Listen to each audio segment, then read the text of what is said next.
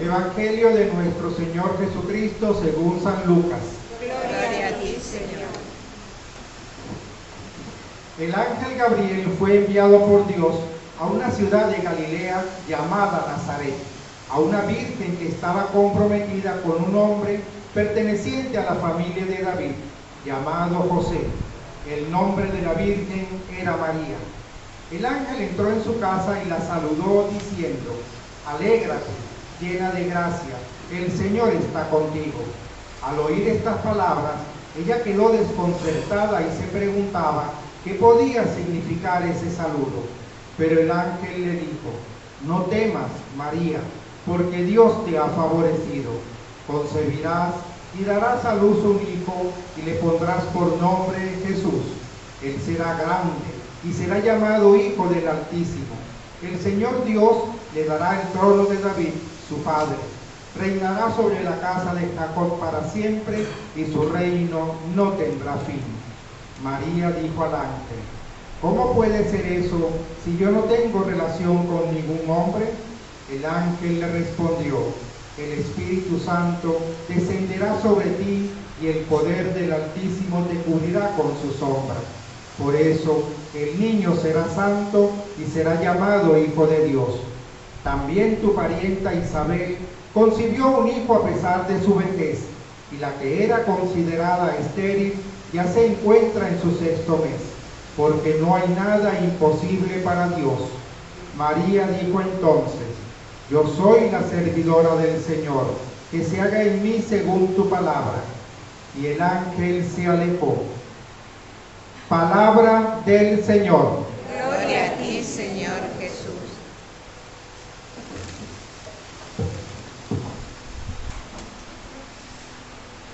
Ya nos vamos acercando a este gran acontecimiento que con la Pascua conforman los dos pilares de la fe cristiana. La entrada de Jesús en el mundo, en un momento determinado de la historia, este Dios que comienza a asumirnos, hasta la Pascua, donde termina de asumir lo más difícil de enfrentar, que es la muerte, y dar el paso a la vida eterna. Por eso están al mismo nivel. El nacimiento se corona con la muerte y la resurrección. Y la muerte y la resurrección, la Pascua necesita de la Navidad. Pascua y Navidad, los grandes misterios de la redención, de la salvación de Cristo, pero también, como dije, pilares de nuestra fe. Y esos pilares tienen que hacerse también espiritualidad. Cómo cotidianamente dejamos que entre el Señor en nuestra vida.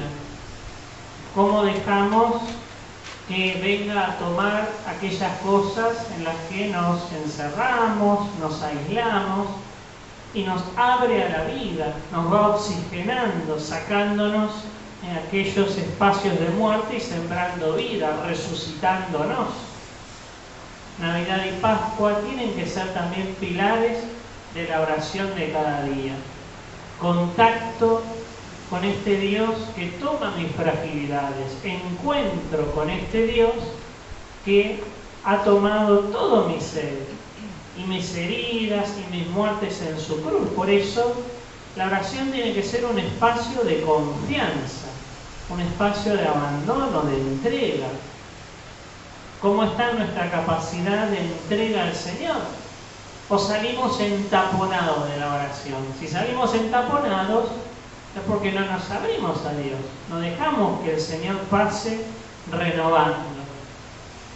Si salimos de la oración embotados en la cabeza, es porque no se la entregamos. Si salimos de la oración desgastados, es porque no nos dejamos entusiasmar y no nos encontramos con aquel que siempre tiene una palabra, una luz, un camino para abrir en nuestra vida. Lo compartía ayer en la homilía en María Madre, y como nadie estuvo allá, lo puedo decir acá. Y ahora salgo por Facebook. El jueves a la noche estaba así turbado, estaba turbada mi alma, angustiada. ¿Por qué? Porque ayer iban a venir a cortar el árbol gigantesco de María Madre. Entonces, como uno, como párroco, representante legal también de la parroquia, temía, digo, es una rama, cae en el jardín de niños, cae en la calle, aplasta a alguno, cae hacia el quincho, cae hacia adentro, le pega a alguno del envión.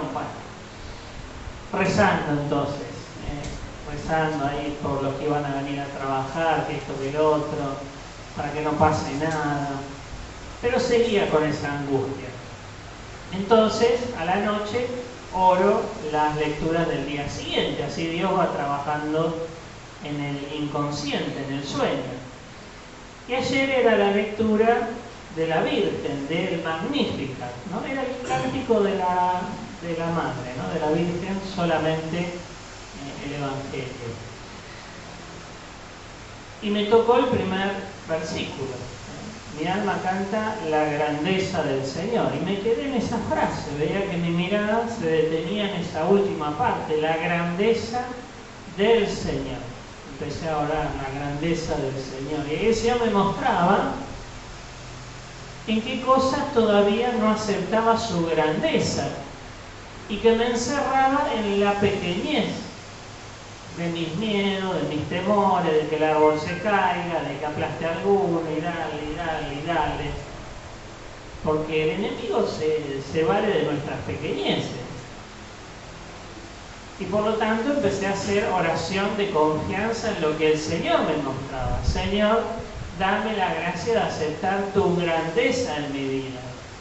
Porque no bastaba solo pedir para que no ocurriera nada, sino que el Señor me invitaba a centrarme en Él. Y ahí me empecé a liberar, me empecé a calmar.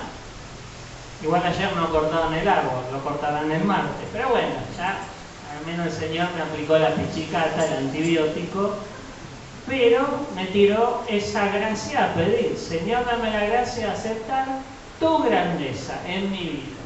Tu grandeza en la parroquia, porque yo no soy Dios, sino que vos sos el Señor. Tu grandeza en cada persona, en cada grupo, en cada equipo. Tu grandeza en las misas que celebramos. Tu grandeza en los pesebres hermosos que estamos teniendo. Aceptar la grandeza del Señor. Y si María comienza con ese canto de alegría a la grandeza del Señor, es porque también nos invita a tomar su sí. María nos regala su sí. Como cuando tuvimos la hermosa tarde de todas las virgencitas que nos vinieron a acompañar.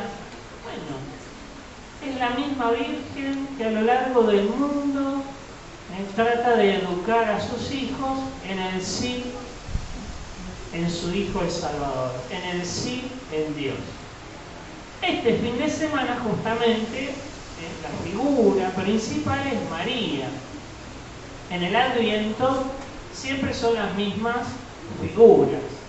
Primer domingo, Isaías, el profeta, donde Jesús también toma de este gran profeta del Antiguo Testamento, que ha venido a salvar al que estaba perdido, a liberar a los cautivos, a proclamar un año de gracia del Señor. En el segundo y en el tercer fin de semana aparece el primo de Jesús.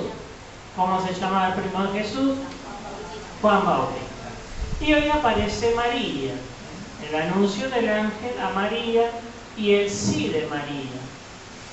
El Papa Francisco, un poquito meditando este evangelio, nos decía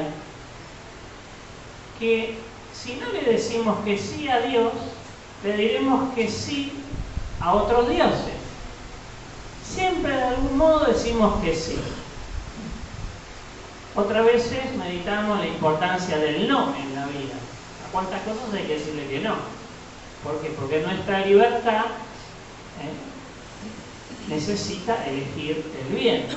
Para elegir el bien algunas veces tenemos que decirle no a lo que es malo, a lo que nos pone un palo en la rueda, a lo que no nos deja avanzar, decidir con libertad. Entonces el Papa decía esto: si no le decimos que sí a Dios, le diremos que sí a otros dioses. Y tenemos dioses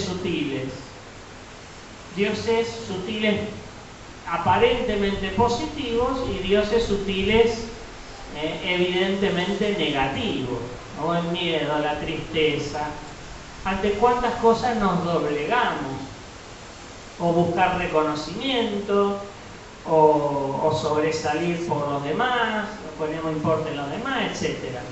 O que mi palabra valga siempre por encima de los demás. Si no hay un sí al verdadero Dios que me convierte, que me invita a un camino de confianza, de humildad, de apertura y de comunión con los demás, le diré que sí a otros diosesitos que voy a alimentar con mi sí. A Dios no lo alimento con mi sí, sino que yo me alimento y entro en comunión. Pero decirle que sí a esos diositos termina debilitándome a mí y alimentándolo a ese diosito que es un Dios falso. Por eso María nos regala el sí al Dios verdadero, al Dios que es grande, al Dios que derriba la soberbia, que te levanta cuando uno elige ponerse delante de Él con humildad. Y así todo el Magnificat es también un itinerario espiritual para encontrarse con el Dios verdadero. Podemos orar todos los días con ese canto de María. En las vísperas, José lo sabe bien, siempre se propone el canto de María en la oración de la tarde. En laudes por la mañana, el canto de Zacarías. Por eso pidámosle a la Virgen: Madre, dame la gracia de tu sí a Dios. Un sí que es confianza en Dios. Nos dicen los biblistas que hay 3 palabras que pasaron a la fe cristiana y que no se han traducido por la profundidad que tienen. La primera palabra es el amén, porque María no hablaba ni latín ni griego. María no le dijo fiat a Dios, ni tampoco tenía un palio, ni un cronos, no tenía un fiat. Tenía un amén, como buena hebrea, judía. Y ese amén significa: acepto tu plan, confío en tu plan. No solo esa aceptación y bueno, que venga lo que venga, me llamaste a ser la madre del Salvador y ya está, vamos para adelante. Sino también es: confío en ese plan. Tiene sabiduría, aunque para muchos parezca una locura. Tiene fortaleza, tiene tu gracia, tiene tu presencia. Cuando decimos que sí a Dios, involucrarnos en Él, sumergirnos en su corazón, descansar en su abrazo. María entonces nos introduce en el milagro, en la calidez, en la fuerza del pesebre, con el regalo de su amén.